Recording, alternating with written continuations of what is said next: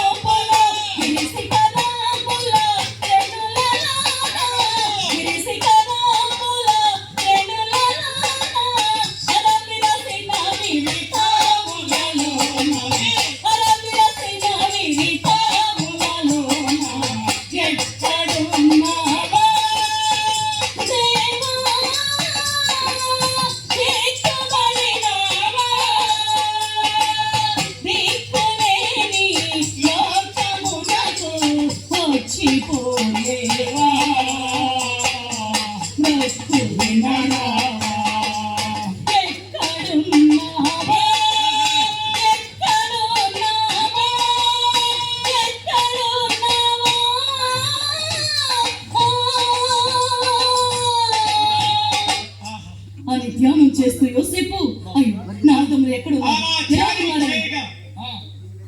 ఆ యోసేపు ప్రార్థన పరంధాముడి హోమాదేవుడు విన్నాడు.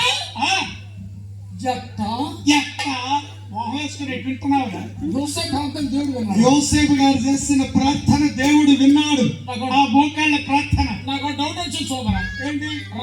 రాత్రి మనం ఒంగోలులో కలవాలి. అవును, రాత్రి ఒంగోలులో కలవాలంటే అమ్మాయి గారు సునీత గారు ఈ పాడే పాడారు. అక్కడ సాపంతా దిగులు లేచి అమ్మాయి గారు పాట మెచ్చుకుని తల 100 రూపాయలు, తల 200, తల 300 విరాళాలు కానుకలు ఇచ్చారు. అవును. మరి అల్లుగోళ్ళు కానుకలు ఎవరు అలా అడగకూడదు. ఎగోరికి వచ్చినప్పుడు ఇచ్చారు, తీసుకున్నారు. అలా అడగకూడదు. అడిగితే అడుక్కునే రకం అనుకుంటారు.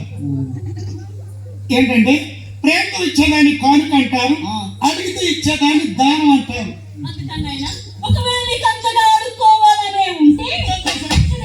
అక్కడే ఉండి ఈ ప్రోగ్రామ్ అయిపోయిన తర్వాత మేము ఇంటికి వెళ్ళిపోతాం కదా, నువ్వు ఇక్కడే ఉండి ఇదే డ్రెస్ తోటి అగ్గిన మొక్కతోటి తెల్లవారిన తర్వాత అందరూ మనవారేగా ఈ టీటికి వెళ్ళి అడుక్కోండ్రా.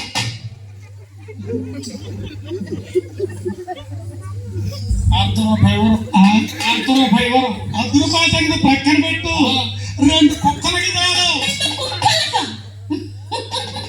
ఏమండి ఇతను ఎక్కడ చూసా ఒంట్లో చెంచా కడలేదు, ఇతనికి 2 కుక్కలు కావాలా? ఒకటే పండగ పైన మరి లోన పెద్దలు వచ్చారు. చిన్న వచ్చా కూడా కాదంట, పెద్దలు వచ్చానంట. అందుకని అలా అడగకూడదు. అడిగితే వీళ్ళు అడుక్కున్నారని అనుకుంటారు. ప్రేమ తెచ్చేదని కానుక, అడిగి తెచ్చేదని దానం అంటారు. కాబట్టి ఈస్టర్ పండుగ సందర్భంగా చక్కని కళా కార్యక్రమం జరిపిస్తున్నారు యూత్ వారు. అని ఎంతో ప్రేమతో చక్కగా వింటున్నారు. ఒకవేళ కళాకారుడికి కానుక ఇవ్వాలని ఎవరు